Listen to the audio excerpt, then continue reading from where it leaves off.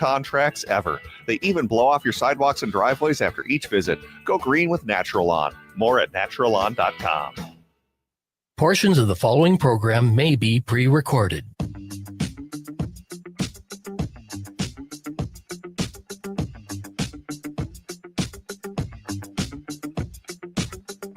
Broadcasting live on AM 950, the progressive voice of Minnesota, in the evenings on WCPT 820 Chicago's Progressive Talk, and of course in Seattle, 1150 AM KKNW. It is the Matt McNeil Show for your Thursday. Good to be with you today. Matt Patrick here. Guest free. That means, though, lots of me to go around. So, hey, get the hot tub rolling. Patrick, did you get your commemorative Jacksonville International Airport coaster / magnet that I brought back to you? It's hand carved, and it's a family heirloom. I hope you appreciate it. I love it. I appreciate it. I'm actually surprised. I'm surprised I got a little color when I was down. Just the few times I was out in the sun down there. Could you live in the South in the heat somewhere? Either whether that's the southeastern United States in the humid heat or the desert Southwest in the arid heat. I would probably need some time to adapt to it. I wouldn't say no, we can't do that, but it'd be tough. Yeah, it's a little bit, it's moist. I am one of these people. I would rather have the humid heat as opposed to the dry heat. Because as much as you guys in the desert Southwest like to say, it's a dry heat, that doesn't make it better, man. As a matter of fact, I mean, I just felt so dry. When you put lotion on and your skin's like, it's like, yikes. It sounds just like that. I remember, I've shared this story before. I was at my grandmother. My grandmother lived down in Sun City, Arizona. Before she passed away. My grandparents did like a lot of elderly people do, and they moved to Phoenix. Oh yeah, excitement. And we were down there, and one day she's like, oh, look, let's go out on the porch. There's some quail. And I walked out the door, and it just was a 2x4 hitting you in the face. It's just like, yeah. And how are the birds not imploding into flame? At that heat, they should be on a rotisserie spinning for deliciousness and juiciness. Is this a story you told us that she said, oh, I can turn the thermostat down to 85? She turned it down to 85. She is knocking on my door at night. She is put because she thinks it's like brutally cold at 85, which, come on. That's your first sign, right? You've been skewed into a false world of what the heck? She's like, I've left like 3 wool blankets for you. Let me know if you need another one to stay warm. I'm laying naked on the tile floor like, I'm fine, Grandma. I'll talk to you later, okay? Have a nice night. Oh, sweet Lord. It's not cool. I will say that. Although it does, one thing about the southeastern United States, how did the people that live in a place that's as hot as it is, like living in a sauna, come up with sweet tea? You know what would cool me down? Some iced tea. Great. But we're going to add 4 cups of sugar to it per glass. Why? It's refreshing. No. When you order, you go to a restaurant in the southeastern United States, you want tea, and they say sweetened or unsweetened. You say unsweetened, and they look at you like you have just spit on their dog. And it's like, no, I'm going to go to a dentist in a few months. I need to make sure I don't have too many cavities. All right, 952-946-6205, 952-946-6205. It's something I'm going to love to talk about. We've got a new pope. Dun, dun, dun, dun, dun, dun, dun, dun, dun, dun, dun, and he's from Chicago. That's right. WCPT representing. His first speech, he came out, the first thing he said was, go Bears. Which, by the way, can I say, as a Vikings fan, that's a little unfair. That's putting some fingers on the scales there, isn't it? Man. Well, enjoy your inevitable Super Bowl championship, Chicago, because you've got another man on the sidelines for you there. I actually have no idea. Considering this guy who lived most of his life down in Peru, I don't know if he's how much of a Bears fan he is. But he's coming to Chicago. He's coming to get every touristy food thing you can eat. By all means, welcome on in, Father. Cardinal Robert Prevost, 69 years old. He is now known as Pope Leo XIV. He was named the first leader of the Catholic Church to come from America on Thursday. Born in Chicago, he spent most of his career serving as a missionary in Peru. He is made a cardinal by the previous Pope Francis just 2 years ago. He's a strong supporter of his predecessor. For the past 2 years, he has worked in the Vatican, choosing priests that would serve as bishops across the world. I don't know if that helped kind of be the ringer for him or what, but in a signal that he supports the work done by Pope Francis to bring more liberal ideology to the Vatican, he said in 2023, our work is to enlarge the tent and let everyone know they're welcome inside the church. Every report I've seen is this is a pope in the mold of Francis, that he is definitely, I will say, okay, if you want to do something like handicap this stuff, he did. Oh, and by the way, remember yesterday Stein and I were talking about you could bet on the Pope and we were joking about it. Apparently people did spend millions of dollars betting on who the next Pope was going to be and betting money on what their name was going to be.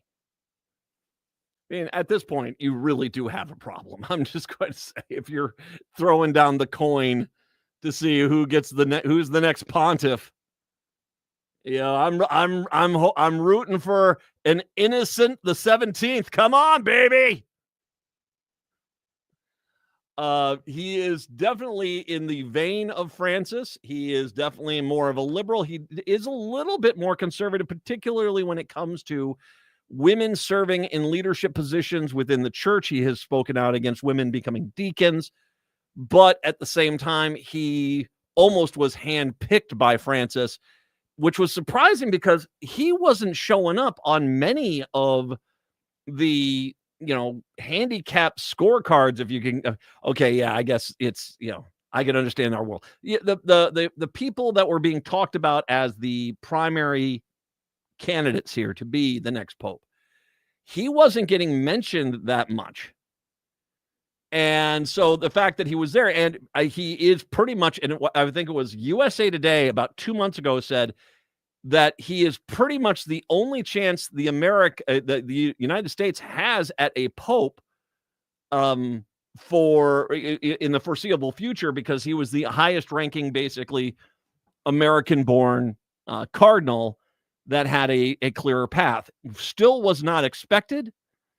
A bit of a surprise, but fairly quickly. I think it was on the third vote that they got white smoke. So, our next Pope is an American, which Trump immediately tried to take credit for. Like, thank God I was here.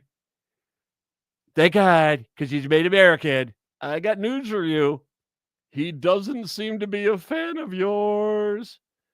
The new Pope may be American, but he's no fan of Trump or Vice President J.D. Vance, who doesn't love a couch. The Cardinal has been elected as Pope Leo XIV, first U.S.-born Pope in history. The 69-year-old head of the Roman Catholic Church has recently used his Twitter account to criticize Vance and Trump. Quote, J.D. Vance is wrong. Well, that's divine now. Oh, Jesus doesn't ask us to rank our love for others. The newly now Pope tweeted on February 3rd, linking the National Catholic Reporter column by writer Kat Armas with the same title as his post. The column was critical of Vance's comments in a January 29th interview on Fox News that parsed Christ's commandment to love your neighbor as yourself, which the vice president argued should extend only to loving your family first. That Jesus wanted you to deport these people and send them to a gulag in El Salvador. Jesus wanted you to. That's why Vance is, I don't think Jesus is going to be too happy to see J.D. Vance. Quote, the problem with this hierarchy is that it feeds the myth that some people are more deserving of our care than others, Armos wrote in that piece. It's a framework that makes sense of a world governed by scarcity and by fear, where protection comes from at the expense of others. But Jesus never speaks of love as something to be rationed. He speaks as love as abundance, a table where there's enough for everyone. He then posted on the Pope then posted on February 13th a link to an article in the Jesuit publication American Magazine titled "Pope Francis Letter J.D. Vance Ordo Amoris." That's the Latin phrase for the philosophy he was trying to bastardize, for lack of a better way to say it. And what the gospel asks of us on immigration, which examined the letter written by the new Pope's predecessor in response to Trump's administration's mass deportation policy and Vance's use of Catholic theology to justify the program. It may be the case that some Catholics, or maybe even and maybe even most Catholics, judge according to their own political prudence that the United States needs an immigration policy that is more restrictive than the bishops of Pope Francis would like, reads the piece, which was written by Sam Sawyer, editor-in-chief of the American Media. But it ought to be clear that Catholics cannot support a rhetoric that demonizes immigrants as dangerous criminals simply because they have crossed the border in search of a better life for themselves and their families. If I may, amen. Sawyer added, it ought to be clear that Catholics cannot celebrate aggressive deportation enforcement as a spectacle, which is exactly what Trump and Kristi Noem and the rest of them are doing. It ought to be clear that Catholics cannot accept a theory of love that pats itself on the back for putting some of the poorest among us furthest from the concern of charity. He then tweeted on April 14th by a Philadelphia-based Catholic writer, Rocco Palmo, who went after Trump and El Salvador President Bukele after their White House meeting to discuss migrant deportations, including the plight of Kilmar Abrego Garcia, the legal U.S. resident mistakenly sent to the gulag in El Salvador. As Trump and Bukele used the Oval Office to mock the Fed's illicit deportations of U.S. residents, once an undocumented El Salvadoran himself, now the D.C. Auxilio asked, "Do you not see the suffering? Is your conscience not disturbed? How can you stay quiet?" Palmo posted, which is the newly elected Pope shared with thousands of his followers at the time. It's interesting because initially all these Trump MAGAs were like, an American Pope, thinking it was like Kid Rock rolling up in a Vatican motorcycle. And then all of a sudden, all these conservative MAGA people like, wait a second here. This guy doesn't seem to be really on board with MAGA. No, he's not. And nor really should any Catholic person, frankly. They shouldn't be. And once again, you do or don't do whatever it is you do or don't want to do. But, heaven forbid you actually have a pope that follows the teachings of Jesus. I know. The more you know, rainbow emoji. Here you go. We'll take a break. Come on back. It's the Matt McNeil Show. Hey, it's Patrick for Zero Res. Warm weather is here. Maybe you're getting ready for a graduation party over at the house. There's a lot coming up as summer nears. Your house isn't ready, so that's why you need to call my cleaning heroes at Zero Res right now. Zero Res can handle every surface in your home: carpets, tile and grout, hardwood, laminate, stone, upholstery, rugs, and air ducts. Zero Res has both been out to my house and out here at AM 950 in our studios in recent months. They did such a fantastic job. They were on time, professional, and courteous. They got the stains out that we didn't think would come out here at the station. This month, get 3-room Zero Resified from Minnesota's #1 carpet and air duct cleaner and take 20% off all services. That's right, 20% off all services. But you need to go to ZeroResMinnesota.com or call 952-0-RES and ask for the AM 950 special. 20% off all services all month. That's Zero Res. Backward or forward spells the same. When was the last time you had your roof inspected for extreme weather and hail damage? This is Chad, owner of AM 950, to talk about the exterior construction company I trust, Snap Construction. If you've noticed new roofing projects in your neighborhood, your home was likely hit by hail last summer and experienced damage. Snap Construction is helping homeowners like you, and they're the roofing specialists I trust. They are the most well-reviewed contractor in the Twin Cities and have a ton of positive customer reviews from homeowners just like you. Even better, Snap Construction's installations are backed by a lifetime warranty, so you know you're dealing with a qualified roofing expert. You want to work with a company that will be here for a long time after the work is done. Snap Construction has handled thousands of claims and will help you through the process. Do yourself a favor and get a free roofing inspection so you have the facts and peace of mind you deserve. Call Snap Construction today at 612-333-SNAP. That's 612-333-SNAP, or visit snapconstruction.com.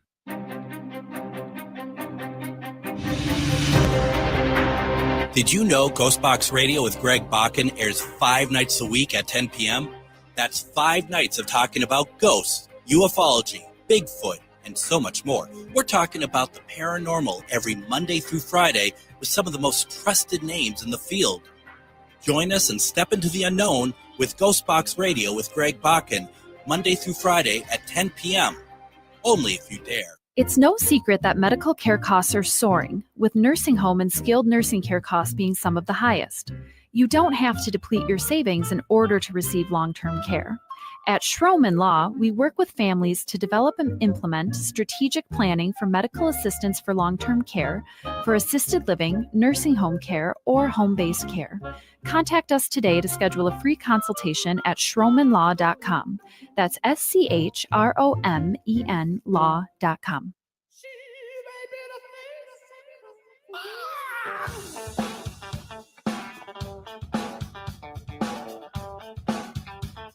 One of those guys going on tour, man. The Cure should be coming on tour. They got a new album out. Love to go see The Cure, man. 952-946-6205, 952-946-6205. By the way, I should maybe noted in 2017, the Pope retweeted another Rocco Palmo article, basically calling the refugee bans the dark hour of U.S. history. Fast forward a few years. This guy does not seem to be a fan of Trump. And I will say this, if I may take a moment here and talk a little bit about, once again, my thoughts on this in regards to religion, because I don't shy away from the fact that I am a Christian. I consider myself a Christian. I was Catholic for many, many years. Was Catholic for many, many years. But then the Conference of Catholic Bishops here in the United States decided, when Joe Biden, only the second Catholic president to ever be elected, was really the enemy, they basically went after him and said that, you can't be a Democrat and get communion. And now, mind you, nowhere in Matthew, Mark, Luke, and John, the 4 books of the Bible that talk about the story of Jesus and the words of Jesus and the actions of Jesus, nowhere in there does he condemn the LGBTQ community. He doesn't. As a matter of fact, actually, he does the opposite. He talks about embracing the marginalized repeatedly. He doesn't care. He'll give you fishes and loaves. That's what the kind of guy he was. He also never once talked about abortion in that Matthew, Mark, Luke, or John did not, even though abortion was a fairly common practice back at that time. As a matter of fact, if you go back to the book of Numbers in the Old Testament, there actually is a story about an abortion in there that was sanctioned, apparently, with a magical concoction that you drink, and that if the wife had an affair with someone else and the baby was theirs, well, then, problem solved. If you haven't read the whole thing, it's a hoot. That being said, I don't go to church to be told who to vote for, and especially I don't go to church to be told that I'm a bad person for my politics, especially when Matthew, Mark, Luke, and John show you that you should feed the hungry, something the Republicans refuse to do, should shelter the homeless, something the Republicans refuse to do, should clothe the naked, something the Republicans refuse to do, should give health care to the sick, something Republicans refuse to do, should welcome in strangers from strange lands, not deport them to an El Salvadoran gulag. That's what the Republicans do. And yet I don't ever hear, these are direct teachings. These are direct teachings from Jesus to Christians. Do this. And I have yet to hear really anyone in the Catholic Church really come out and say, hey, Donald, maybe we should have an emergency meeting to say that Donald Trump can't have communion in our churches. Don't hear it. He is violating direct orders from Jesus, and that's not a problem for you. But Joe Biden merely basically saying the federal government, which has separation of church and state in this country, not going out there and doing this. Well, he needs to be forbidden from having communion. That was it for me. And I have found a lovely, lovely, lovely, lovely Lutheran church, which seems to remember all that Matthew, Mark, Luke, and John stuff. You know, it really does. They do a great job. I'm very happy to be at Westwood. Now, that being said, I am not saying any of this to basically convert anyone. My job is not to, proselytize or convert. You do or don't do whatever it is you do or don't want to do. That is your right, and you should do that. I think this is long overdue, and I get it. The left of the world wants there to be a pope come on out on a rainbow bridge like out of Valhalla and basically, put forward an extremely liberal policy and stuff like this. It would be nice to see equality and stuff like that. The reality is that you are maneuvering an incredibly large institutional system in the Catholic Church. What Francis did, and why Francis will always in my heart be one of my favorite popes that's ever existed, is he basically started this movement. And the fact that the guy actually has a similar background to Leo XIV now, where they went out in missionary work and saw true suffering and need in their doorways every single day. It brings back, it's particularly the Gospel of Matthew, where it tells you to do all these things you need to do this for the least of us. Something Republicans laugh at the idea of doing. They do. Yeah. Feed the hungry? You're not taking one dime for me to give those welfare queens any food. That's you guys. Welcome in strangers from strange lands. Find someone that was murdered, then invoke their name and basically import all these guys down to a gulag in El Salvador. You see, problem solved. These people just want to come here and scrub your freaking toilets. Dear Lord. I am hopeful with this pick. Because I will say this, there was a lot, so looking at some of the early scorecards, there were a lot of conservatives, including far right conservatives, who apparently were being considered for this role. The truth is I think that in considering the person that Pope Leo XIV, his job before this was to basically manage the cardinals of the world at the Vatican. I think that what you're seeing is Francis identified a large part of the problem in this church. This idea of not about love, not about mercy, not about caring, not about compassion, but control, fear, threats. And I think he's realized, we're not going to survive as a church, especially after the scandals. Which, once again, I should mention, Benedict did that report, got the report, looked at the report, put it in a safe, and immediately resigned. I think Francis realized that they had to address the systemic problems within the Catholic Church, and he did. And much to the chagrin of many of the American Catholic bishops and cardinals. But this choice tells me the Catholic Church is on board with this. And whether or not the Republicans in this country want to accept it, this is where the Catholic Church is going. My guess is going to be that if we have another, with Leo XIV, another, term like Francis, that you'll start to see some people wanting to split the American Catholic Church because it's got to be about hate and control. I go to church because I want to feel like there's love on the planet. Caring, compassion, feed the hungry, take care of the sick, welcome in the stranger. That's why I go to church, not to be told who to hate. And I'm hopeful that this new pope, that will go that path. We'll take a break, come back. It's the Matt McNeil Show. Hi, Matt McNeil here. You're listening to the best progressive radio in Minnesota. It's AM 950, KTNF, St. Louis Park, Minneapolis, St. Paul. Everyone knows I love Rudy Luther Toyota, but do you know who else loves Toyotas? Consumer Reports. They're out with their best of 2025 auto issue, and once again, it reads Toyota, Toyota, Toyota. Of the new 2025 models, Consumer Reports recommends the Prius, Corolla, Corolla Hybrid, the Camry, the Sienna, the Corolla Cross Hybrid, the RAV4, the RAV4 Hybrid, the Highlander, and the Highlander Hybrid. In almost every class, you'll find a Toyota. Find one for yourself at Rudy Luther Toyota, the southeast corner of 394 and 169 in Golden Valley. Supporting the best local and independently owned restaurants in the Twin Cities has never been easier. You'll find an expansive list of local dining options at eatlocalminnesota.com, from classic American comfort food to authentic flavors from around the world.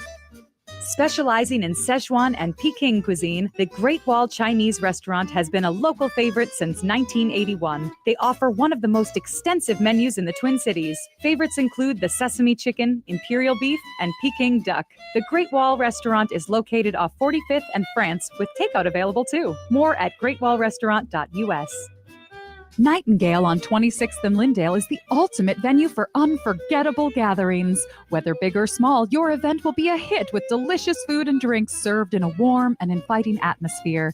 Plus, Chef Carrie's special creations add that extra touch. Craft cocktails, curated drinks, and a diverse menu make Nightingale perfect for any celebration. More at nightingalempls.com. Hey, it's Jennifer from AM 950. I'm 57, and lately I've definitely been feeling it. Lower back pain, hip aches, brain fog, and serious lack of energy. That's when I decided to try Hypercharge Wellness, and I'm so glad I did. At Hypercharge Wellness, they focus on proactive wellness and medication-free solutions to help you feel better and live healthier. Their FDA-approved light therapy helped reduce my chronic pain and inflammation, and the results have been nothing short of life-changing. My back pain and stiffness are improving, and I'm finally starting to feel like myself again. They also offer laser therapy that targets muscles and joints, perfect for injury recovery and pain management. Whether you're dealing with fatigue, chronic pain, or mental fog, Hypercharge Wellness has treatments designed just for you to boost energy, improve clarity, and reduce inflammation. Take control of your health and wellness today with their $49.99 introductory session and consultation at any of their 3 locations. Visit hyperchargeclinic.com for more information.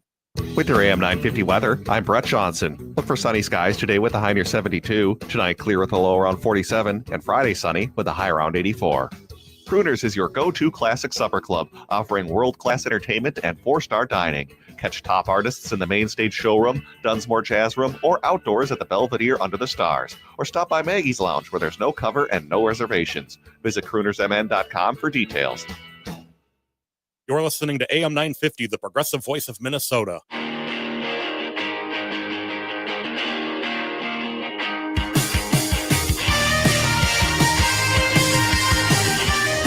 Broadcasting in Seattle, 1150 AM, KKNW, in Minneapolis, St. Paul on AM 950, the progressive voice of Minnesota. And of course, in Chicago, love you. WCPT 820 Chicago's Progressive Talk, where I got to talk really quick to Richard, who good listener of the show, been there a long time. Love you, bud. I'm glad you're feeling better.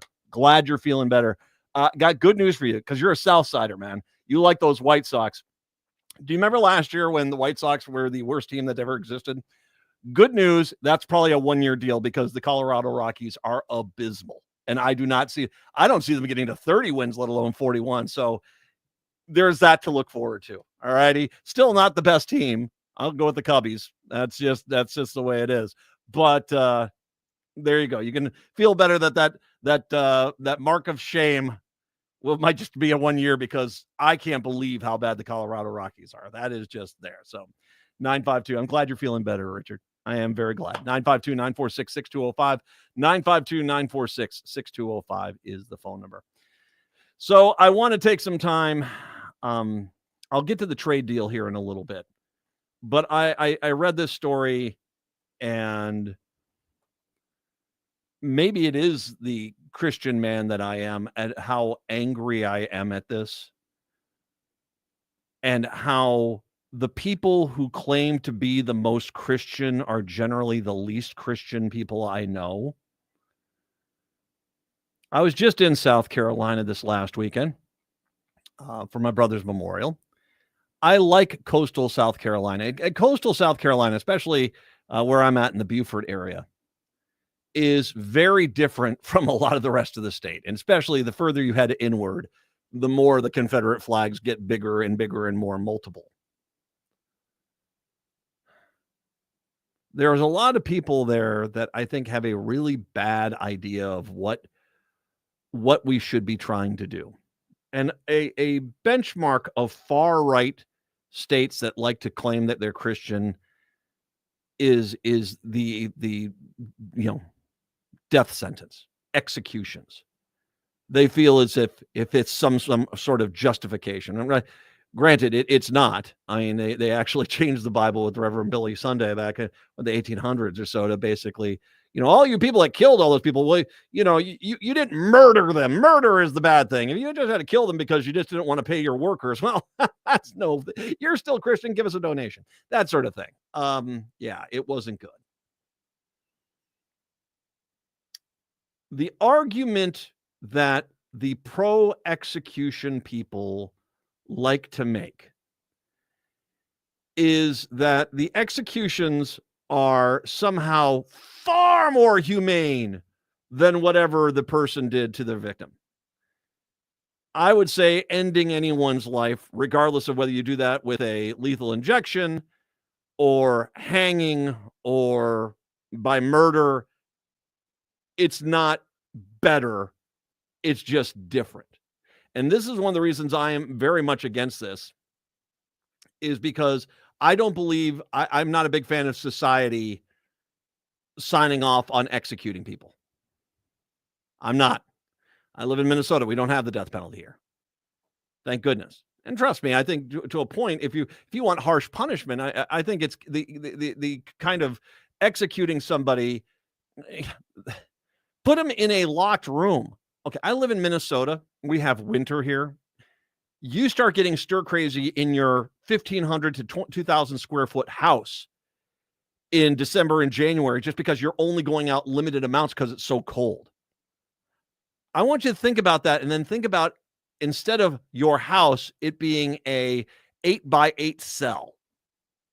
Yeah, it's not a pleasant life experience. And a long-term being locked in there, I think, is to a point, is a far more, I guess I'd say it this way. I think it's a better punishment as opposed to execution. I'm against execution, but if you want to punish someone for the crimes they committed, locking them up and throwing away the key for 70 years, that's a pretty strong punishment. Now, that being said, you also go visit the prisoner. Gospel of Matthew, you got everything, the whole thing in there. You got to go visit the prisoner, that sort of thing. A South Carolina firing squad botched. Yes, I just used the word botched. Botched an execution of McNeil Mahdi last month, with shooters missing the target area on the man's heart, causing him to suffer a prolonged death, according to autopsy records and his attorneys. Mahdi, 42, was shot dead by corrections employees last month in the second firing squad execution this year in South Carolina. The state has aggressively revived capital punishment over the last 7 months and brought back the controversial firearm method that has rarely been used in the modern death penalty era.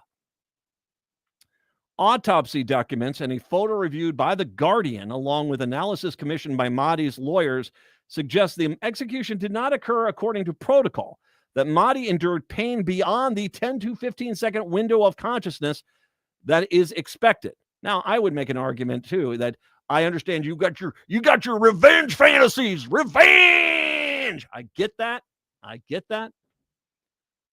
But you guys are perfectly fine. You know what? They're in excruciating pain for 10 to 15 seconds. I think that's fantastic.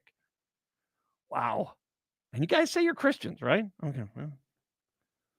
Mahdi's lawyers submitted the records to the South Carolina Supreme Court on Thursday. Mahdi was sentenced to death in 2006, and the execution was carried out on April 11th. In the evening of his killing, Mahdi was brought to the state's execution chamber, strapped to a chair, had a red bullseye target placed over his heart. Witnesses were positioned behind bulletproof glass, and 3 prison employees on the firing squad stood about 15 feet away from Mahdi. Officials placed a hood over Mahdi's head before the staff fired, according to the Associated Press reporter, who was a witness. As shots were fired, Mahdi cried out and his arms flexed. And after roughly 45 seconds, he groaned twice. 45 seconds. The AP said his breaths continued for around 80 seconds. Then the doctor examined him for a minute. He was declared dead roughly 4 minutes after the shots.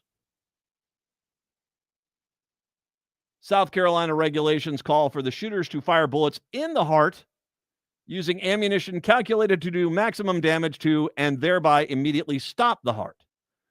But the autopsy report commissioned by the SCDC indicates there was only 2 gunshot wounds, not 3, and that the bullets largely missed his heart before hitting his pancreas, liver, and lower lung. Now, I was in the U.S. Army. If you're standing 15 feet away from somebody and they've got a target on their heart and you hit their pancreas or liver, you suck at marksmanship. You just do. You are horrible.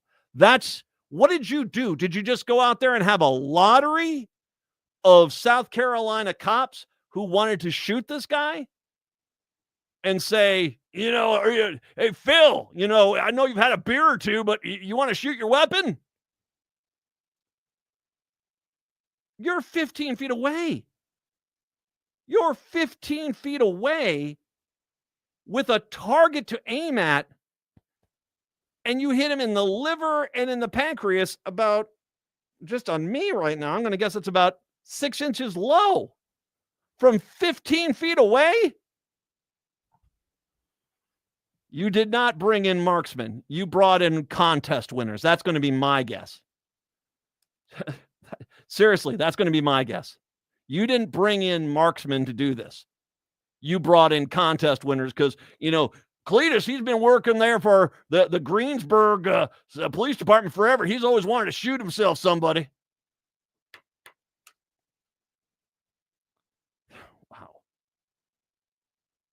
Wow. Dr. Bradley Marcus, the pathologist who performed the autopsy for the state, described 2 roughly half-inch gunshot wounds on Mahdi's chest, but suggested 3 shots might have been fired, writing, it's believed the gunshot wound labeled A represented possibly 2 entry wound pathways.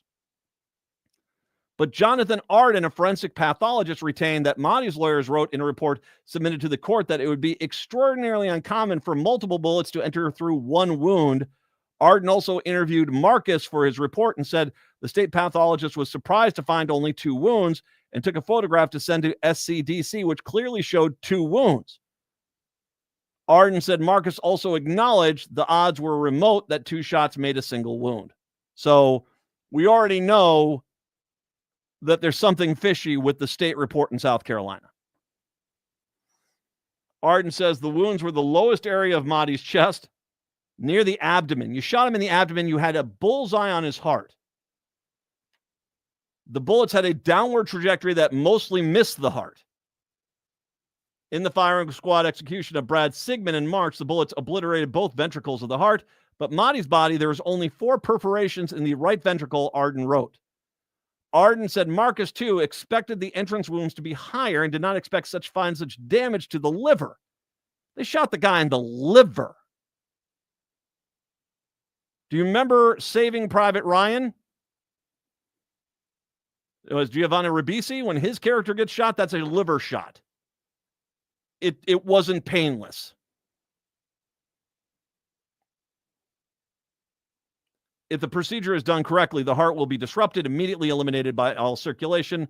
Road auditor who previously testified in litigation challenging fire squads because the shooters missed the intended target area. Mahdi continued to have the circulation, allowing him to remain conscious for up to 1 minute, and Arden noted that the AP reporting the groaning after 45 seconds. Mahdi suffered a more prolonged death process than was expected after the execution being conducted successfully according to the protocol and experienced excruciating conscious pain and suffering for about 30 to 60 seconds, Arden concluded. On the questions that remain, did one member of the execution team miss Mahdi entirely? Did they not fire at all? No, that might be the case. I imagine all of a sudden you're the contest winner in South Carolina. You get to go execute somebody. And all of a sudden you're sitting there with a loaded gun and you're looking at him and all of a sudden you're realizing I'm about to kill somebody. I could buy that. How did the two that did shoot miss Mahdi's heart? Mahdi's attorneys wrote that the court, did they flinch or miss because of inadequate training, or was the target on Mahdi's chest misplaced? The current record provides no answers. Christy, Chrysti, okay. Shane, the director of communications for SCDC, strongly refuted Mahdi's lawyer's claims. She said all three weapons fired simultaneously, that no fragments were found in the room. She said all three bullets did strike Mahdi, pointing to Marcus's conclusions, believe the gunshot wound A represents 2 gunshot pathway wounds. Although even he sort of said that's incredibly unlikely. She added the autopsy concluded that all 3 bullets struck Mahdi's heart before hitting other organs. Well, if there was only 4 small perforations in one ventricle and the liver was annihilated, you dits. No, they didn't hit the heart. When the state Supreme Court issued a ruling authorizing firing squads last year, it assessed whether the method was considered cruel based on the risk of unnecessary and excessive conscious pain. The court cited Arden's testimony in the litigation, concluded it was not cruel because the pain, even if excruciating, would only last for 10 to 15 seconds. Hey, we're going to make it hurt really bad, but only for 10 or 15 seconds because Jesus. Unless there is a massive botch in the execution in which each member of the firing squad simply misses the inmate's heart, which is the case here. Mahdi's lawyer said a massive botch is exactly what happened. Mahdi elected for the firing squad, and this court sanctioned it based on the assumption that SCDC could be entrusted to carry out a straightforward steps in locating the heart, placing the target over it, hitting that target. The confidence was clearly misplaced. Because like I said, my guess is going to be these weren't marksmen. These were contest winners in South Carolina. I don't think any reasonable objective observer can look at what happened and think we can keep setting execution dates, said David Weiss, Mahdi's lawyer, who sat as a witness in the interview. I heard his cries of pain and agony. I don't want that to happen to somebody else. Now, of course, the immediate thing is going to be MAGA going, well, did you feel that bad for their victims? Yes, I do. But you know what? I am not like this. I don't think it's fair treatment to tie a guy to a back of a pickup truck and drag him until he's a bloody pulp. I don't think that is viable. I don't think especially when it's your argument that this is a harmless and painless endeavor. I don't buy the fact that now all of a sudden it's painful and hard, but it's better than what he did to the other people. I am not a big fan of society signing off on torturing somebody. Never have been. Never have been. And that's exactly what happened here in South Carolina. They tortured this guy and probably high-fived after they did it. It is the Matt McNeil Show.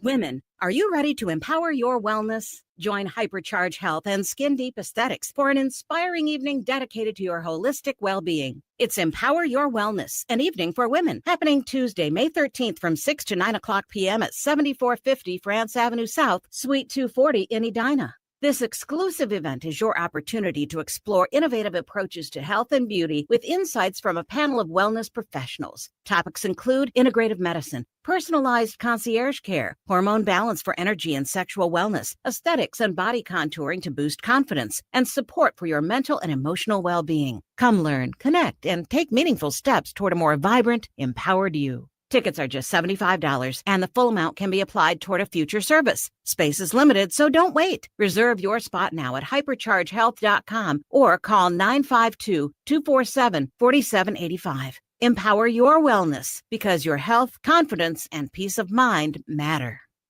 Hi, I'm Philip Anthony, host of the Downright Upright Show, airing right here on AM 950 Radio, Saturdays at 5 p.m. Join me as I dive into captivating conversations with people from all walks of life. As a proud member of the LGBTQ community, I celebrate diversity and beyond with unique stories that make us fantabulous. Please join me every Saturday at 5 p.m. or wherever you listen to podcasts. This is Chad, owner of AM 950. Our station is located on a marsh, and we do our best not to disturb that environment. So I was thrilled to discover Naturalon. Their safer products and soil tests ensure that your lawn will be healthy, lush, and green. I don't even have to worry about bringing my furry friend to the station, thanks to the great care from Natural Lawn. I highly recommend Natural Lawn to keep your lawn beautiful, healthy, without compromising safety and sustainability. More at naturalawn.com. Coming up Friday on The Gailey Show, Ode to Walt Whitman, the acclaimed silent puppet poem about queer poets Walt Whitman and Federico Garcia Lorca, opens at Open Eye Theater this month. Its creator joins us. Plus, authors Joseph Leza and Richard Mirabella share the books they are loving and that you should be reading this spring. So join me, John Parker, Friday at 2 p.m. Sign up for AM 950's weekly e-newsletter for updates on all of AM 950's shows, ticket giveaways, and more from The Gailey Show. Go to am950radio.com to sign up. Hi, this is Paul Metza, host of the Wall of Power Radio Hour. We have been on the air on AM 950 for 10 years. We feature cool people from all walks of life in all 50 states. We've had musicians, politicians, actors, poets, people with great stories or a tale to tell. Tune in every Saturday night at 6 p.m. on AM 950, and podcasts are available on all streaming services.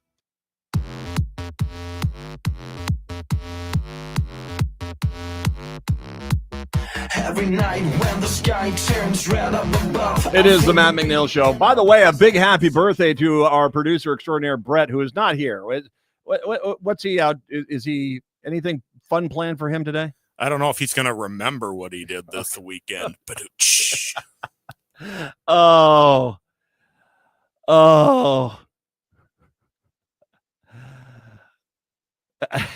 I'm not going to do the joke. I want him to still talk to me after this. I'm not going to do the joke about this. 952-946-6205.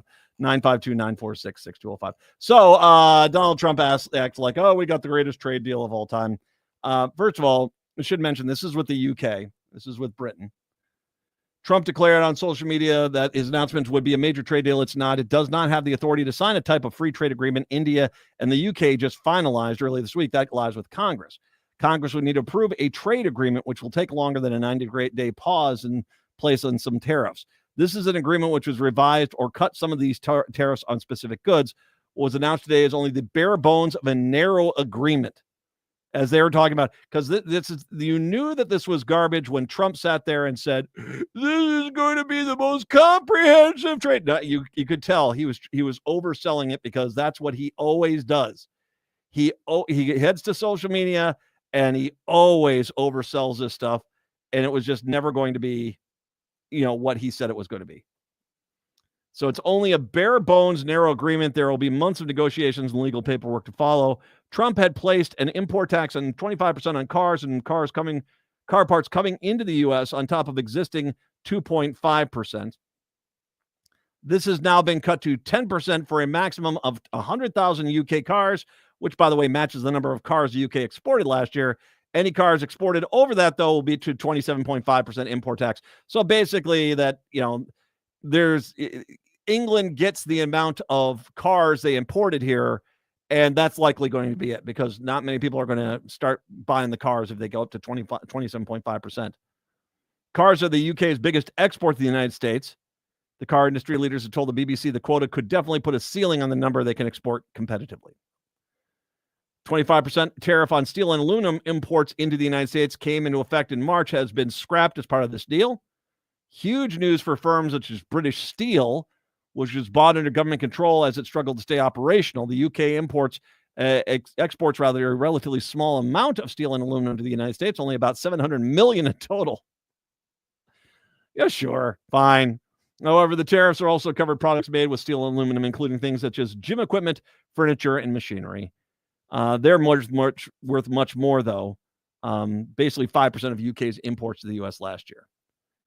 Pharmaceuticals are still an unknown. What it will be agreed on the pharmaceuticals is still unknown. Work will continue in the remaining sectors, such as pharmaceuticals and remaining reciprocal tariffs. Most countries, including the US, impose few or no tariffs on finished drugs as part of an agreement aimed at keeping medicines affordable. Pharmaceuticals are a major export from the UK when it comes to trade with the US. So it still is kind of up in the air what they're going to do with this. No charge on digital service taxes. There was no charge on the UK's 2% digital service taxes on U.S. firms for this deal, despite reports there could be businesses that run social media, search engines, or online marketplaces pay this tax, which applies to revenues derived from UK users. Firms only have to pay that if they raise more than 500 in global revenues and 250 million from UK users. But this is threshold easily met by the U.S. tech giants like Meta, Google, and Apple. So, okay, not much there. No drop in food standards. The UK has removed tariffs on American beef and other agricultural imports. But UK farmers have also been given a tariff-free quota of 13,000 metric tons of exports, which trade minister says was the first time British farmers have been given this kind of a deal. So basically, they're going to be able to export their beef into the United States. Okay? But the UK is not going to weaken their food standards on imports. And the UK government statement said many American farmers use growth hormones as a standard part of their beef production, something that is banned in the UK and in the European Union in the 1980s. The US has previously pushed for the relaxation of the rules. Those rules have not been relaxed. So basically, they're saying, well, the Brits have said, well, we'll take more beef, but it can't be this hormone-induced beef, which is basically the vast majority of the beef produced in the United States. Meanwhile, the Brits get to export their beef to our country. Needless to say, the Brits won out on that one. So, yeah, this is not good. This is not a good deal by any stretch of the imagination. It's a minor deal. It's dancing in the dark. How about I say it like that? There is some benefit, mainly to Britain. Britain gets their cars imported here. The United States gets steel and tariff, which, by the way, and once again, most of this is the benefit is for England exporting stuff to our country. There really isn't a lot going back. I mean, the beef can go in, but if it's got the hormones in it, they're not going to take it. So hence that's negated. I think what this tells me is the United States realizes, particularly when you look at that aluminum and steel, they need these products. They don't have these products coming in. This is starting to impact their production, what the limited production base we have in the United States. And so that they're opening it up. They're trying to find countries that can import steel and aluminum into the United States for businesses to use and trying to cut some kind of sweetheart deal. The reality is it's not that much. Same amount of cars come in from England. They're getting more beef imports into the United States. Pharmaceuticals still kind of untouched there. This is not some sort of, as Trump tried to make it sound, the biggest trade deal in the history of mankind. It's not. It's a minor trade deal. And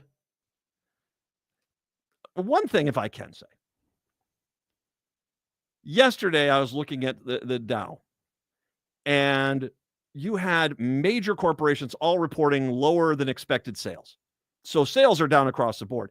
Plus, he went after Powell again on the Fed and went out and started insulting him, which is not something the market's like.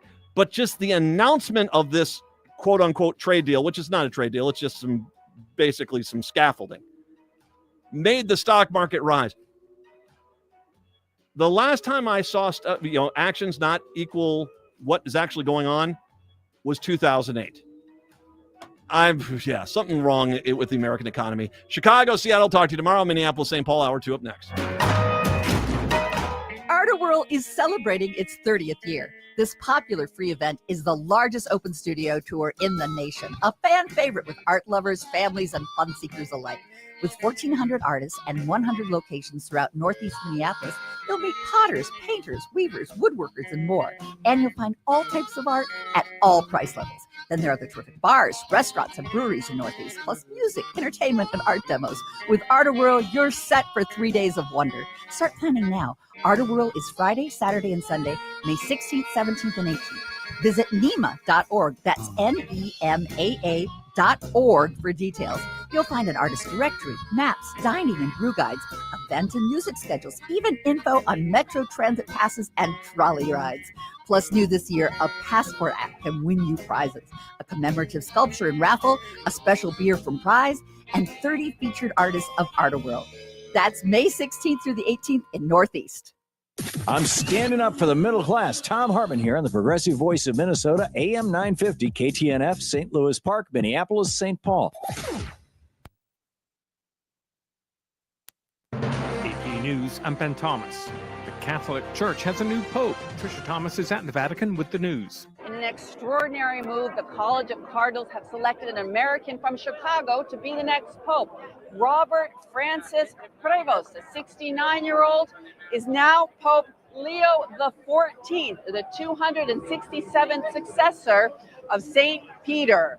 The Augustinian has worked for many years doing missionary work in Peru until Pope Francis called him back to Rome to work as the prefect for the dicastery of bishops. I've been told he is discreet, a good listener, and a man who will push for unity in the church.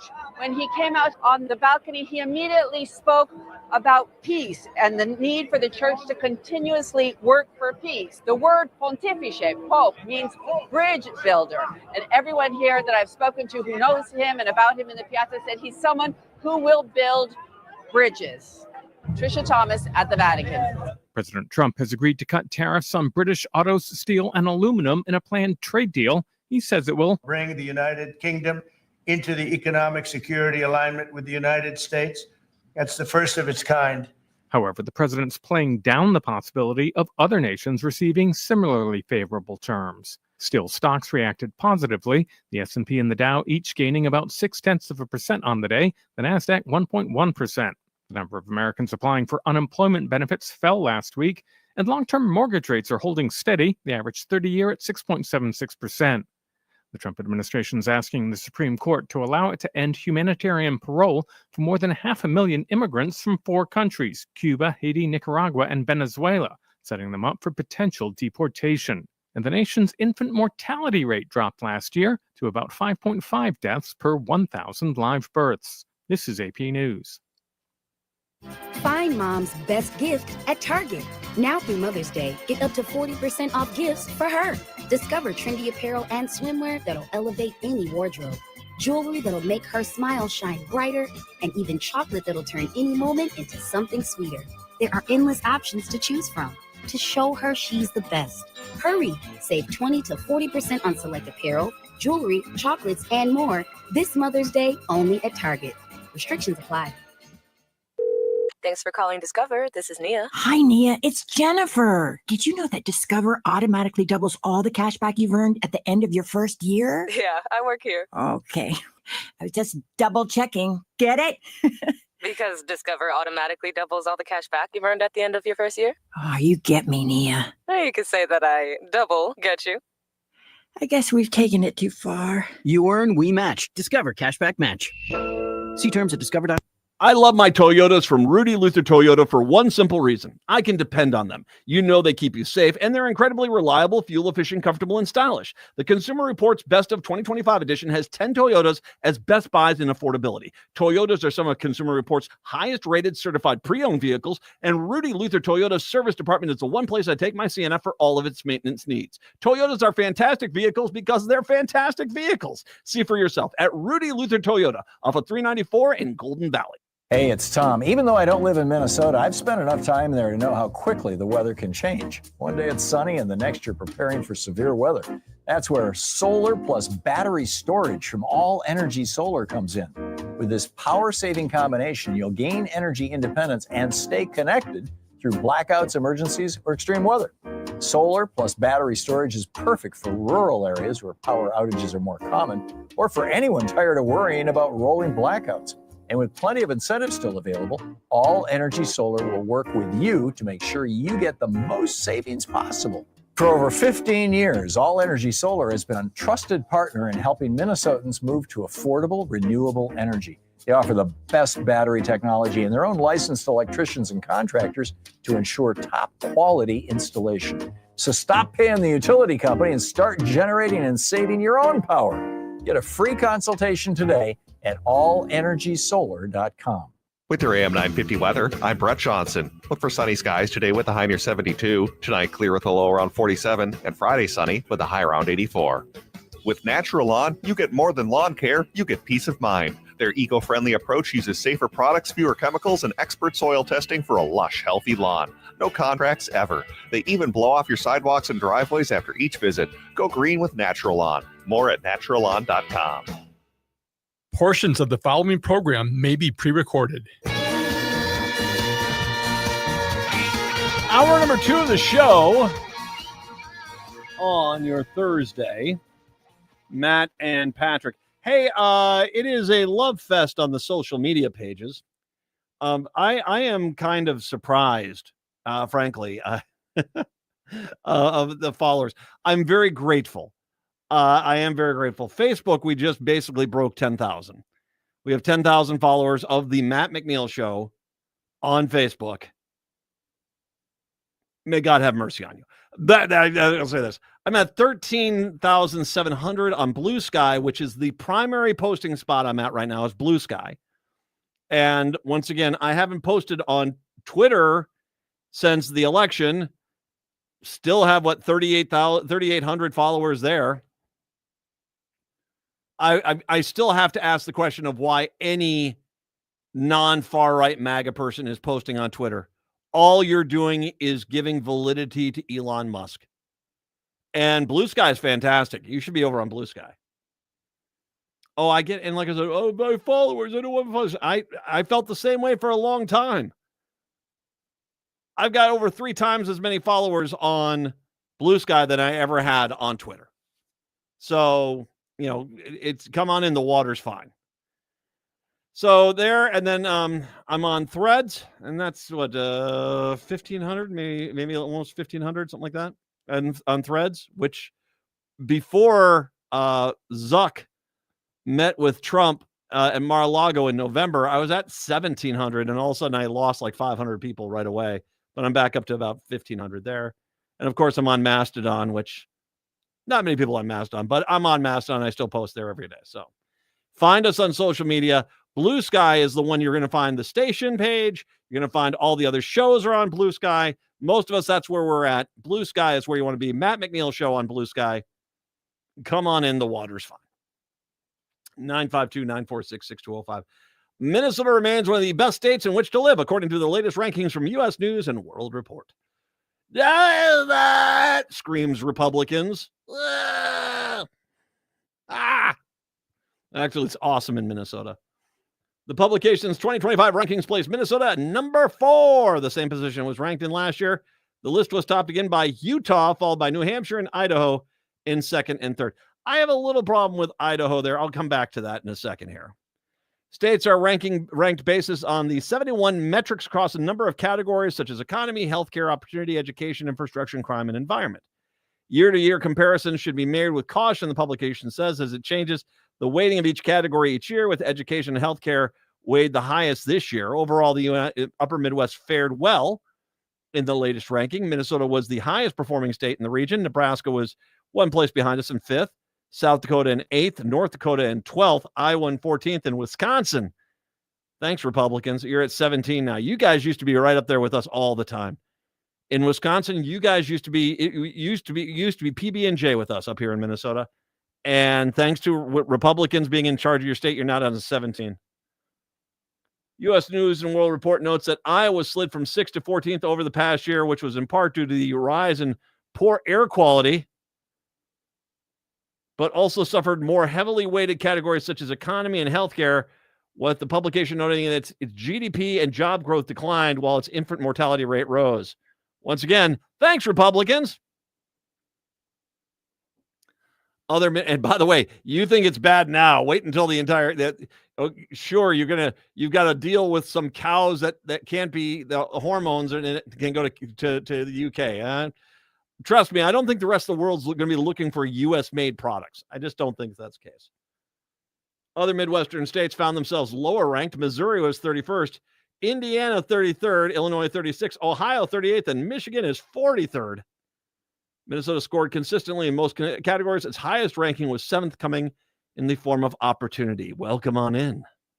There's lots of opportunity. Here's the point I'm going to make about Idaho. A story from April of this year said that Idaho has already lost almost a quarter of their OBGYNs. They've had major hospitals have to close down their maternity wards, their OBGYN departments, because they can't find doctors. They're either retiring or leaving the state because of Idaho's oppressive anti-abortion laws that basically say that even if a woman is dying and the fetus is unviable and all these things, that you basically will be prosecuted if you try to save her life. That's the compassionate Christian of Idaho. You know, if Jesus wants him dead, he wants him dead. That's it. And I can just see the white men of Idaho saying, hey, she's just a woman after all. Yeah, exactly. That's Idaho. I also read a story about the amount of, is it Spokane that's right across the border in Washington from Idaho? Where the insane amount of people who have flooded Spokane, Washington for OBGYN services, not necessarily abortions, but just OBGYN services, because even the ones that are left in Idaho are, year-long waits to get an appointment because there's just no one there. If you've got that going on, I mean, that's a pretty big thing. I have no intention of moving to Idaho. I'm not a woman. I don't need an OBGYN. But I sure don't want to live in some state that is that backwards, man. Is that backwards? 952-946-6205.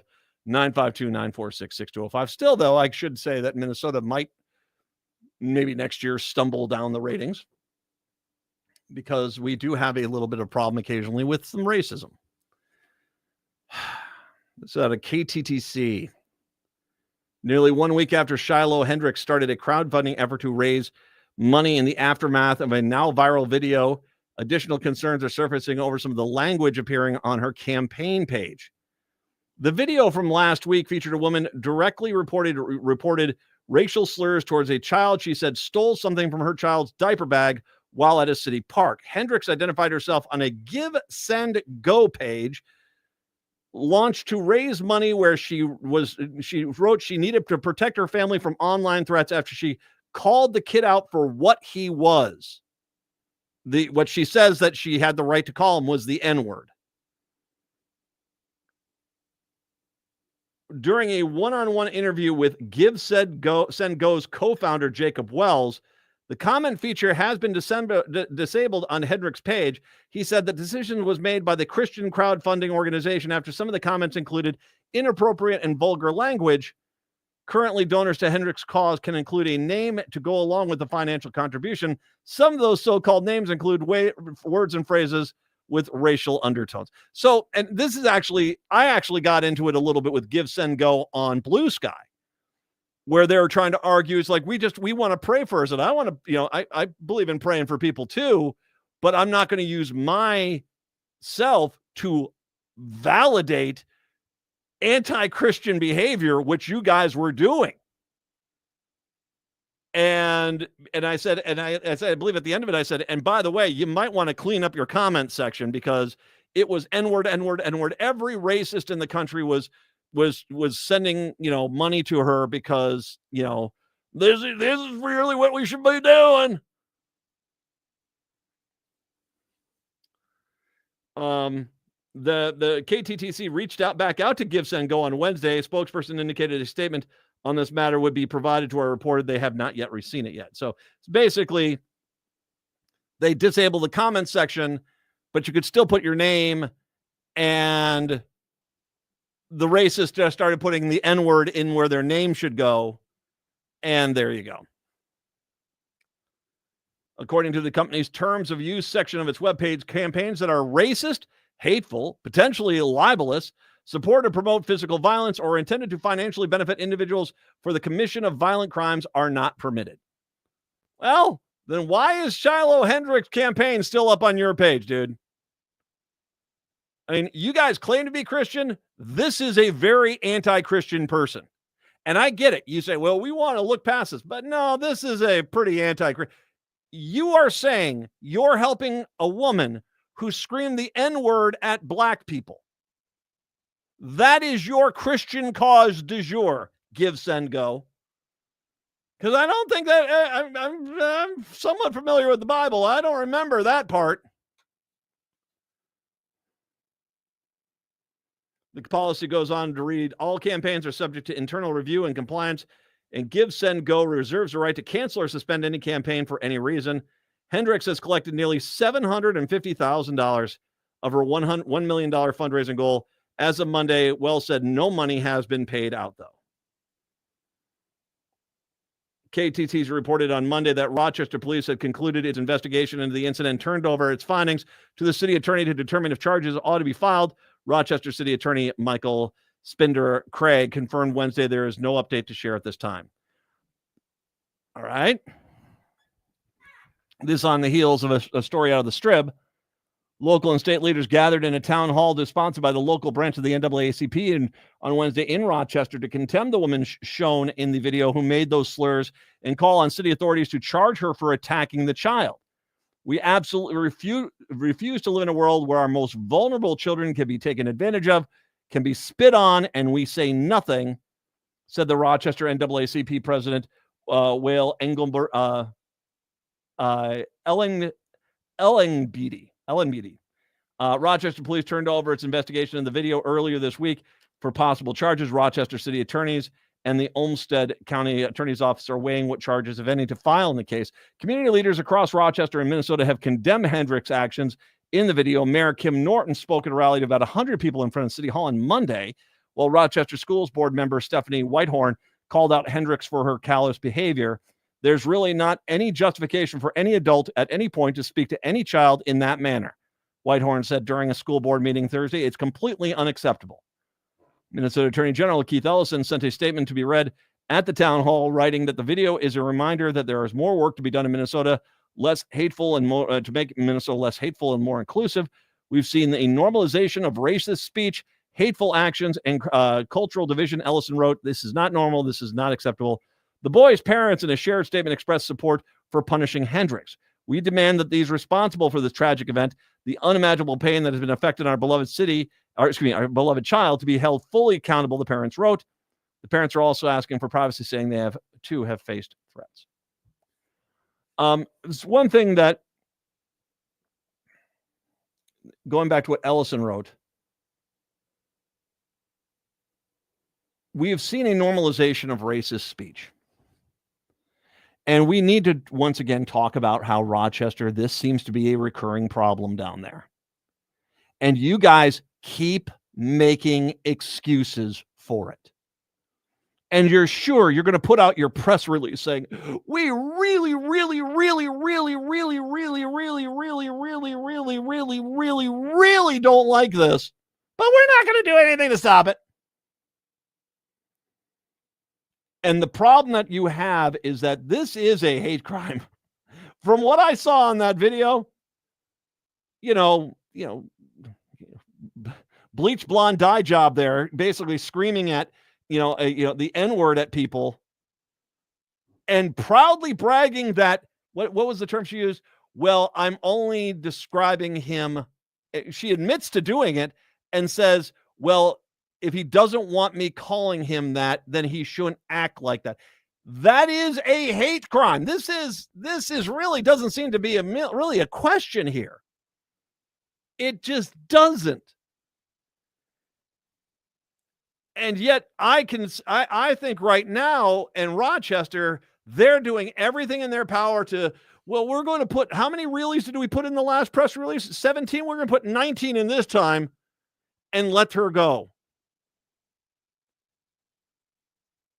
Rochester, you have to factor this other element, the first story I had there, that she's crowdsourcing off of this racist attack in your city. And if you let her go, that you're basically telling every racist in the country, come to Rochester, Minnesota, scream whatever word you want. The N-word, the F-word, R word, the W word. You can scream any word you want. And sure, we'll add 4 or 5 more reallys to the press release, but we're not going to do anything to stop it. And you can then immediately turn yourself into a victim, a persecuted victim, and fundraise off of your racism, which we condone by silence in Rochester.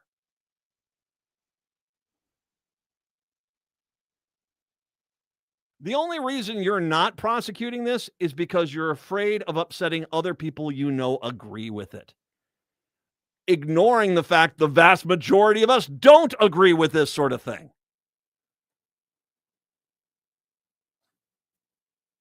I would hope the guy that took the video, I would hope the family of the child sue her into oblivion. Although I'm sure she'll get a Fox News or an OAN or a Newsmax weekend show and be introduced on the stage, maybe even with Donald Trump. You have to make a stand here. And the fact that it just seems like, how many reallys? There's 22? Well, let's continue up to 26 reallys, because then we'll know we don't really condone this. No, the only way that you will show us that the city of Rochester doesn't condone this, that the county doesn't condone this, is by filing charges on what she herself admitted was a comment made in a racially negative way. It's just that simple. Rochester, what the heck happened to you, man? Why are you doing this? Stop it. This stuff only becomes legitimate if the people that can stop it refuse to do their job. And right now, Rochester is sitting there and saying, what are we going to do? I don't want to be a target here. Donald Trump people might be mad at me. No. If that's your borderline of, I'll tolerate racism in my town, then God help you, you probably should resign and put someone in there that's got actually a spine. 952-946-6205, 952-946-6205. I'm sure we're not done with this story at any time soon. We'll take a break. Come on back. It's the Matt McNeil Show here on your Thursday.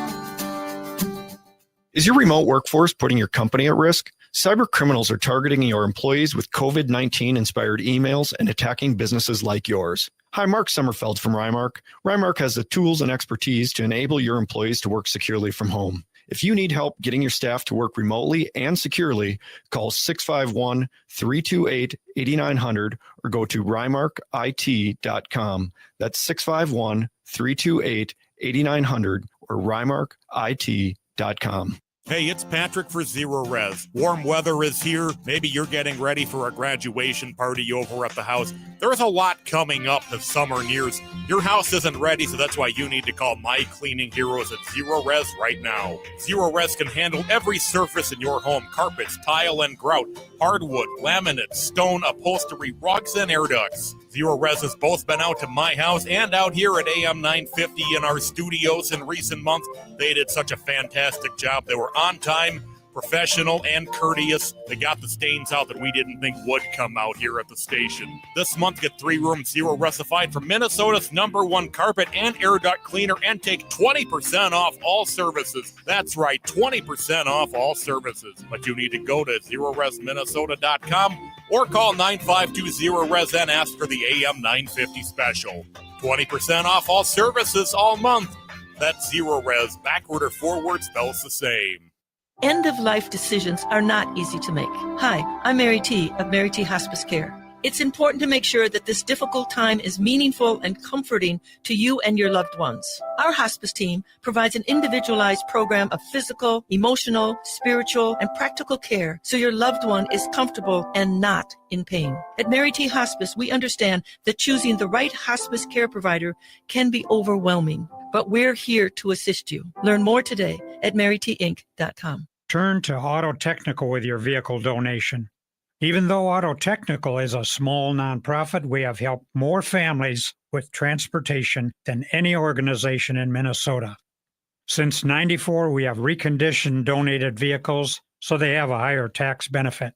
Call Richard at 612-919-5526, 612-919-5526, or autotech.org.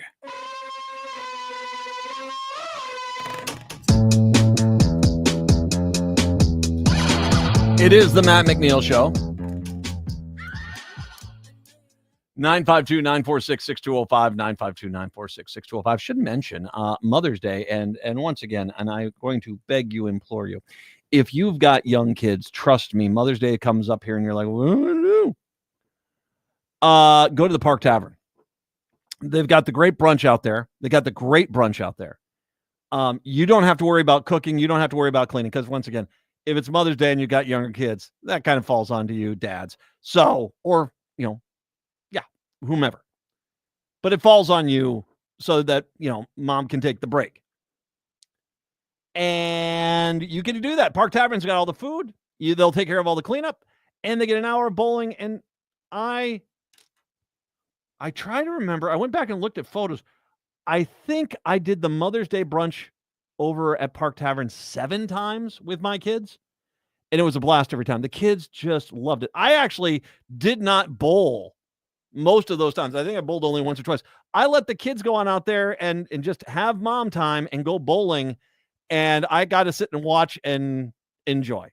And that is really the deal. So it sneaks up on you. It does. Fishing opener weekend. Yes. Park Tavern. Go to parktavern.net. Go to parktavern.net. You have to call them to get the reservation, but get that reservation, head on over there, enjoy Mom's Day, and have a good time, okay? All right, and you will have a good time, and the kids will love it, all right? All right. Now, as I bring up the Park Tavern, yesterday there was the story that the Stephen Bailey pled guilty to the 5 felonies, including 2 counts of third-degree murder, and the accident that killed 2 people and injured a dozen more at the Park Tavern on that happened last year. At a hearing in Hennepin County District Court on Wednesday morning, Bailey agreed to a plea deal that will have him serve up to 30 years in prison.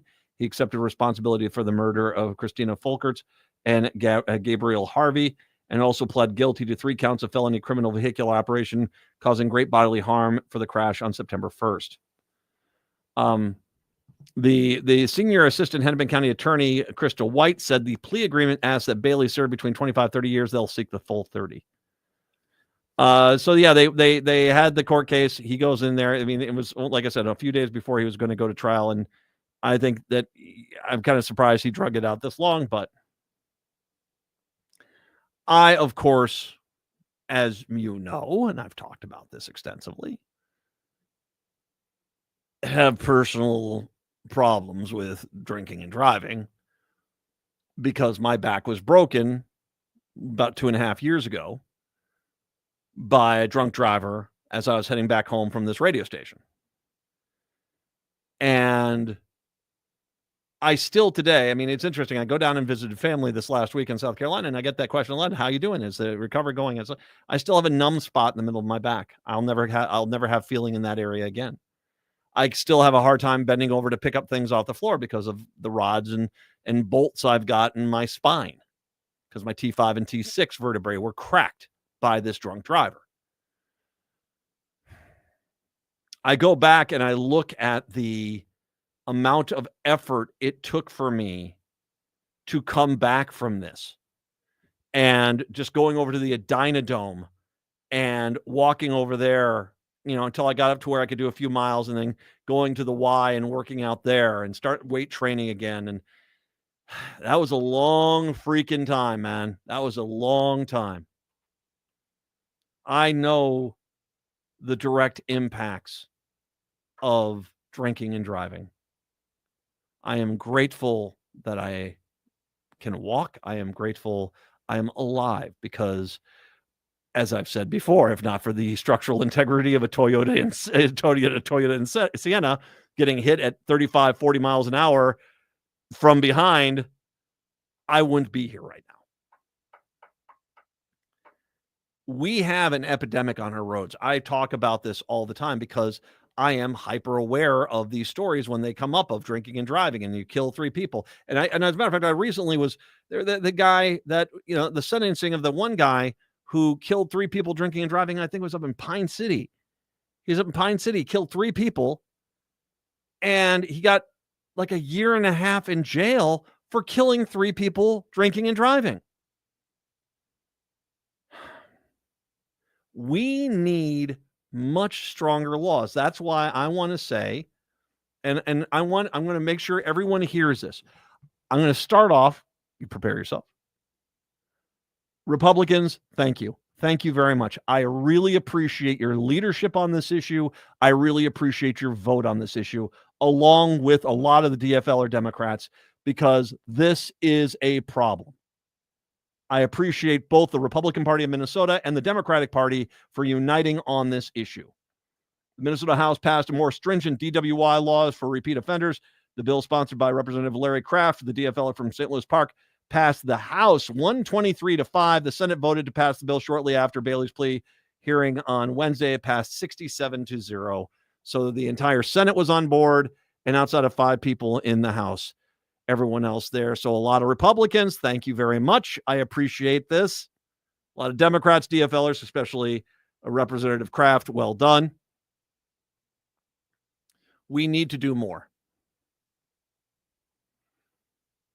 Phil is a friend. Phil over at the Park Tavern is a friend.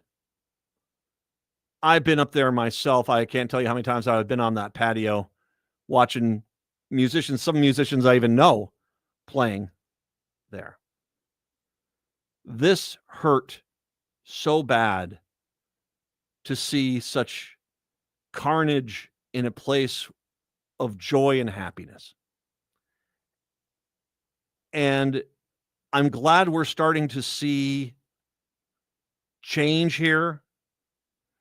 But until we treat drinking and driving like somebody brandishing a knife, because that's the way we should treat it,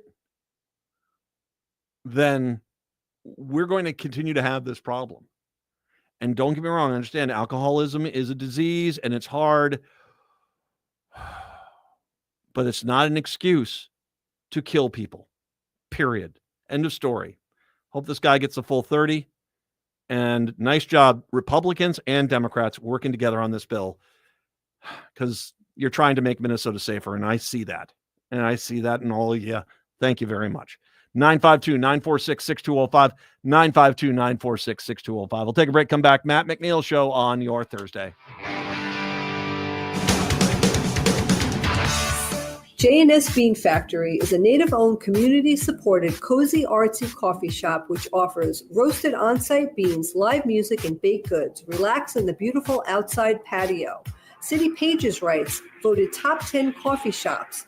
Tucked into a quiet corner of St. Paul's Highland Park neighborhood, this coffee shop roasts beans on-site from the best coffee-growing countries in the world.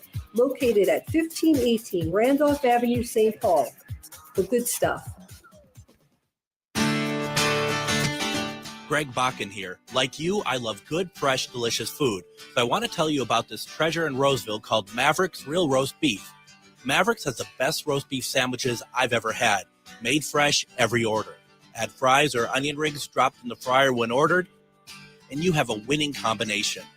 Maverick's Real Roast Beef has a lot more than roast beef, so check out their website, mavericksbeef.com, or check out their restaurant on Lexington in Roseville. Tune in this Saturday morning right here on AM 950 for the Gardening with Joy and Holly radio show from 7 to 8 a.m. We'll be discussing hot peppers as well as growing roses. Our guest is co-founder of Phylum Bioproducts. John Libbs will be with us discussing grubs as well as answering your garden questions. That's all this Saturday morning from 7 to 8 a.m. right here on AM 950. Tell a friend and let's grow together. Hi, I'm Peter Solak. And I'm Adam Ostrowski. We are here at Woodland Stoves and Fireplaces to talk about outdoor fires. Sitting around a fire is the oldest, most basic form of human activity. What's new is in the way fire is burned. We can show you how to burn cleaner with a lot less smoke. The radiant heat and light from an open fire is unmatched. It kindles our spirits and connects us to the outdoors. And now it's easier to experience and enjoy. Woodland Stoves and Fireplaces sells and installs wood and gas burning fire pits and fireplaces. Let us help you experience an outdoor fire without all the smoke. Come see the many ways you can enjoy a fire outdoors. Woodland Stoves and Fireplaces has over 35 working wood and gas units on display at the corner of East Franklin and Riverside Avenue in Minneapolis. More information at woodlandstoves.com. Find the fire that works for you. Woodland Stoves and Fireplaces, out of the ordinary products and services since 1977. Winter AM 950 weather. I'm Brett Johnson. Look for sunny skies today with a high near 72. Tonight, clear with a low around 47. And Friday, sunny with a high around 84. Crooners is your go-to classic supper club, offering world-class entertainment and 4-star dining. Catch top artists in the main stage showroom, Dunsmore Jazz Room, or outdoors at the Belvedere under the stars. Or stop by Maggie's Lounge, where there's no cover and no reservations. Visit croonersmn.com for details.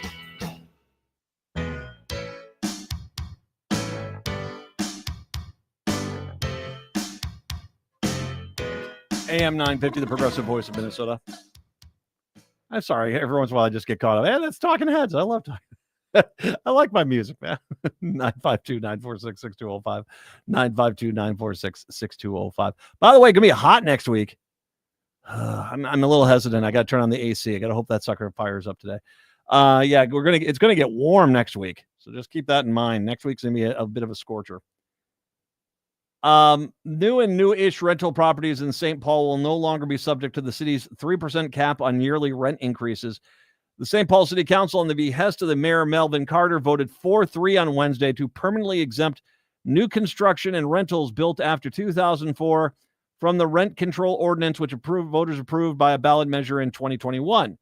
While increased interest rates and slower growth in rents reduced home building across the country in recent years, local developments have pointed the finger at St. Paul's rent control ordinance as the major factor for the reluctance to build in the city.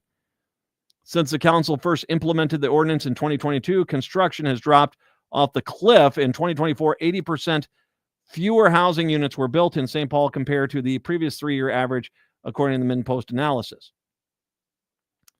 The Minneapolis voters gave the city council power to enact rent control in 2021, but the council has not passed a rent control ordinance. Minneapolis even had a steeper fall off in construction in 2024 than St. Paul.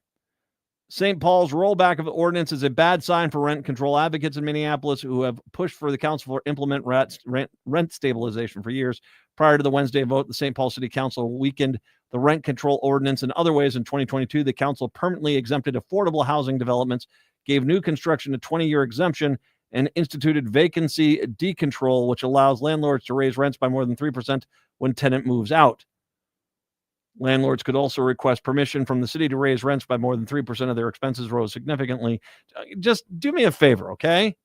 All you guys that are basically, once again, this is undoing the will of the people. The people wanted to have some rent control. And I can see that it's a problem because it causes people to stop building new buildings there. But that should tell you everything. Is that the system is designed to rip off the renter as much as possible. And I get it. Someone rents a place, they pay their rent, they get a nice place to stay. The person that owns the building has to maintain it, keep it nice, which, by the way, the cities have had a bit of a problem sometimes with that. But this constant, more money, more money, more money, I don't know. I think you don't, if you basically are saying rent control is not a priority for you, or I'll even go to a different issue. The cost of daycare is not something you have to address. Well, then don't sit there and say, I understand people are having a hard time affording things. Do you? Because you don't seem to be doing anything to help make those things more affordable.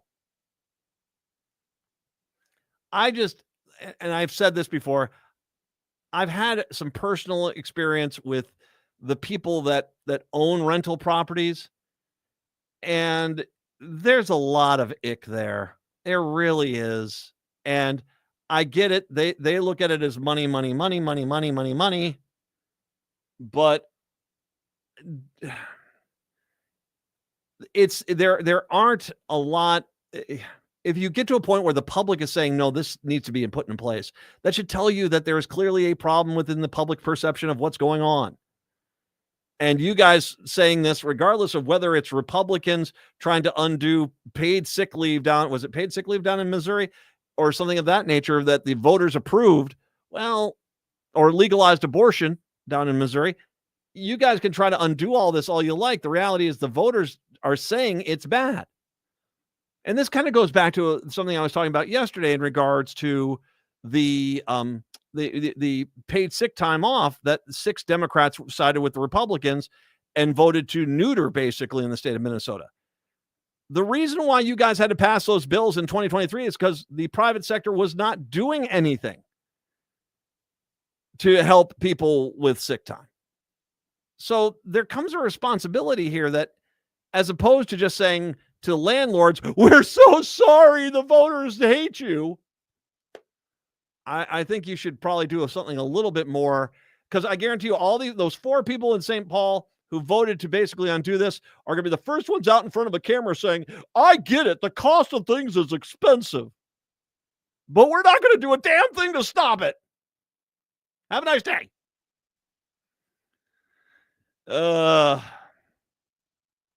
I bring this up as well because there was another story here, and this is a story that we've been covering a little bit over time in here, and this has to do with a horrible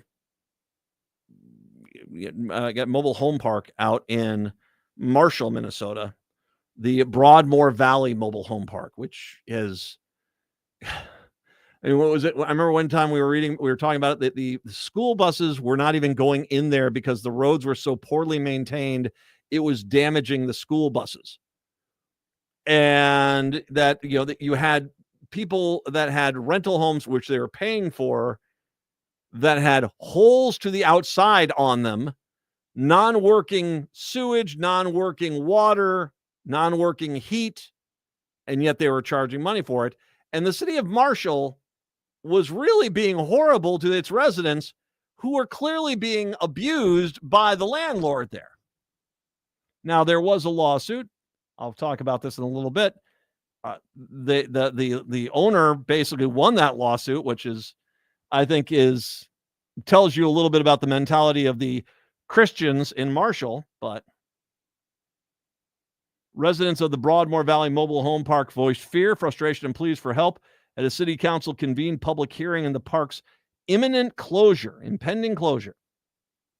The hearing, a required step under Minnesota law, saw the Marshall City Council appoint a neutral third party to navigate the complex process of closing the park, which has been embroiled in litigation in recent years.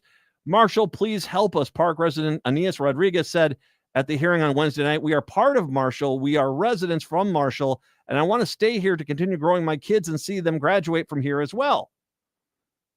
Broadmoor Valley, which has about 75 households, will close in March of next year, according to a letter to residents from the park's owners. Shearholtz and Associates, the letter says that the cost of maintaining the park and the lack of public investment in its facilities triggered the decision. Public investment? You own a mobile home park. You have to maintain that yourself. Residents told the council members about the concerns that the impending closure would displace them and they would not be able to afford similar housing in the area. I don't want to move out because we don't have nowhere to go and live, said resident owner Camilla Rainier, 35 years old.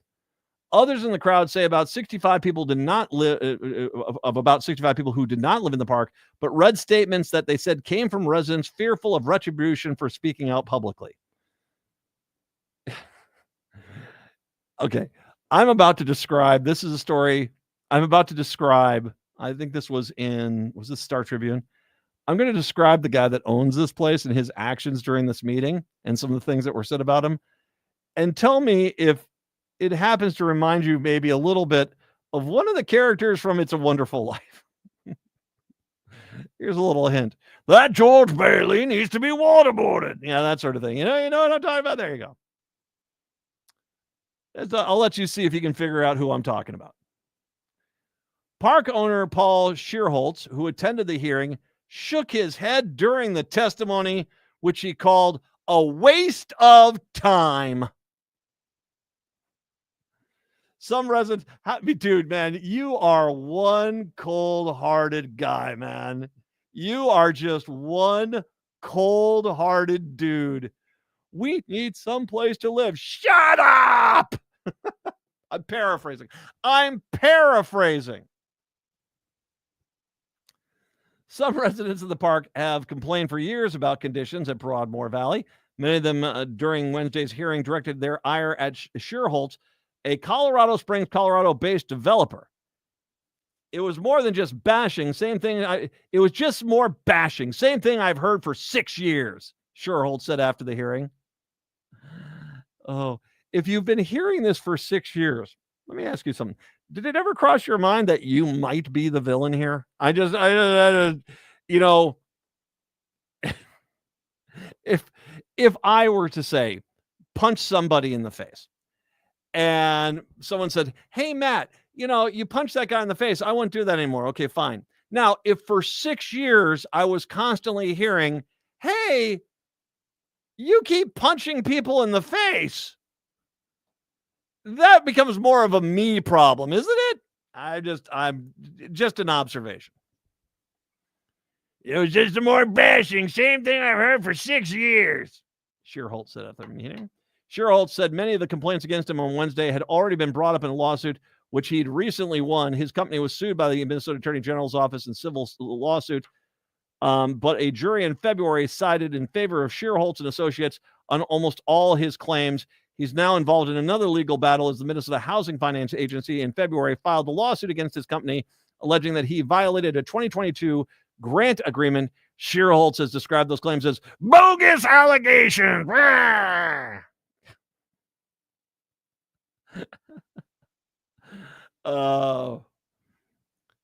This is the next thing. Shearholtz did not speak on Wednesday night, even though he said in a recent letter to residents that he would give a presentation.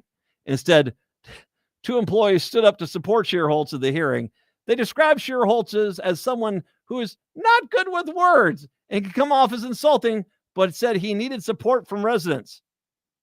You don't have to like him. You don't have to agree with everything he says or does. It's nothing like that, said park employee Hillary Gebner. He just wants support. Oh, yeah. You're a dreamboat.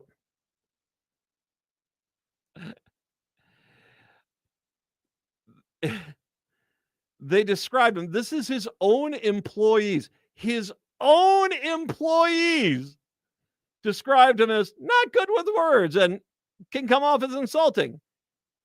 You don't have to like him. You don't have to agree with everything he says or does. It's nothing like that, said park employee. He just wants some support. Now, I have to ask anyone who's working with this guy at this point, I hope he's paying you well for all this, because the long litany and list here is bad. And I do not want to basically just heap everything on him. The city of Marshall mistreated these people, allowed the mistreatment of these people for years because they were poor. If a wealthier neighborhood in Marshall had a pothole pop up, I guarantee we're going to send Steve from Public Works right over there. We'll get that taken care of right away. But this neighborhood, they didn't care because it was poor people. And this is the true legacy of Republican America, is that if you're poor in rural America and you need help, you're not going to get it.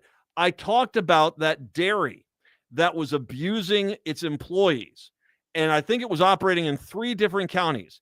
And Keith Ellison had to step in because the county attorneys in those 3 counties, where human beings were being violated by that dairy, refused to press charges because it's just the poors. This is a failure of conservative America. that when you have the same people that will go into church and talk about we need to help the needy and take care of these people, the second they walk out of that church, it's all that screw them, they're lazy. But once again, wealthy person in town, well, you know, I think there's a problem with the water main. Well, we'll get a full team out there right away. We'll get that taken care of. This guy, Schierholtz, he does not sound like a nice guy. He sounds horrible, horrific, like really kind of outrageous movie villain that no one would cast because it sounds too cliche. But a guy like this isn't able to do the things that he is able to do unless you have government leaders who are turning a blind eye to the needy of their community and allowing this to happen. It's just that simple. It's just that simple. Same thing goes for St. Paul. You sit there and we can sit and vilify the landlords who keep jacking up rental rates year after year after year after year, pricing people out of their homes. But they can't do that without the politicians of St. Paul allowing them to do it. It's just that simple. So this is not just a failure of an individual. This is a failure of the system, whether it's the St. Paul story or the Marshall story. You don't have to like him. You don't have to agree with him. I don't think anyone that he rents to likes him or agrees with him. As part of the hearing, Marshall City Council voted to appoint Angela Larson, Family Services Director of the United Community Action Partnership, as a third-party arbiter during the closure process. So basically, the city of Marshall is saying we're not going to do anything. And I don't know if Marshall is one of those towns that has one of those new, anti-homeless ordinances where basically they can fine you, jail you, abuse you if you're homeless. Maybe they do, maybe they don't. But yeah, it's, if they are one of those towns, guess what? You're about to throw a bunch of people out of their homes, and then you're going to even further vilify them by, well, you can't be homeless here. You help make them homeless. You're not being the compassionate person that you think you are. So, I would hope that there is not a single place in this state where the business of Schierholtz and Associates is allowed to operate. I would hope that we basically boot him out of him and his company out of every property we have, because this does seem like it is excessive for excessive sake. But until we look in the mirror and say the people that could actually have fixed this and forced him to fix this refused to do that, and even a jury of people out there basically said, well, if it's just poor people, I don't care about them, in their ruling again, to stand with this guy. I don't, you're not going to solve too many problems if that's the case. So 952-946-6205, 952-946-6205. We'll take a break, come back, wrap up the show for Thursday. When we do return, it is the Matt McNeil Show. Women, are you ready to empower your wellness? Join Hypercharge Health and Skin Deep Aesthetics for an inspiring evening dedicated to your holistic well-being. It's Empower Your Wellness, an evening for women, happening Tuesday, May 13th from 6 to 9 o'clock p.m. at 7450 France Avenue South, Suite 240 in Edina. This exclusive event is your opportunity to explore innovative approaches to health and beauty with insights from a panel of wellness professionals. Topics include integrative medicine, personalized concierge care, hormone balance for energy and sexual wellness, aesthetics and body contouring to boost confidence, and support for your mental and emotional well-being. Come learn, connect, and take meaningful steps toward a more vibrant, empowered you. Tickets are just $75, and the full amount can be applied toward a future service. Space is limited, so don't wait. Reserve your spot now at hyperchargehealth.com or call 952-247-4785. Empower your wellness, because your health, confidence, and peace of mind matter. Artworld is celebrating its 30th year. This popular free event is the largest open studio tour in the nation, a fan favorite with art lovers, families, and fun seekers alike. With 1,400 artists and 100 locations throughout Northeast Minneapolis, you'll meet potters, painters, weavers, woodworkers, and more. And you'll find all types of art at all price levels. Then there are the terrific bars, restaurants, and breweries in Northeast, plus music, entertainment, and art demos. With Artworld, you're set for 3 days of wonder. Start planning now. Artworld is Friday, Saturday, and Sunday, May 16th, 17th, and 18th. Visit NEMA.org. That's NEMAA.org for details. You'll find an artist directory, maps, dining and brew guides, event and music schedules, even info on Metro Transit passes and trolley rides. Plus, new this year, a passport app can win you prizes, a commemorative sculpture and raffle, a special beer from Prize, and 30 featured artists of Artworld. That's May 16th through the 18th in Northeast.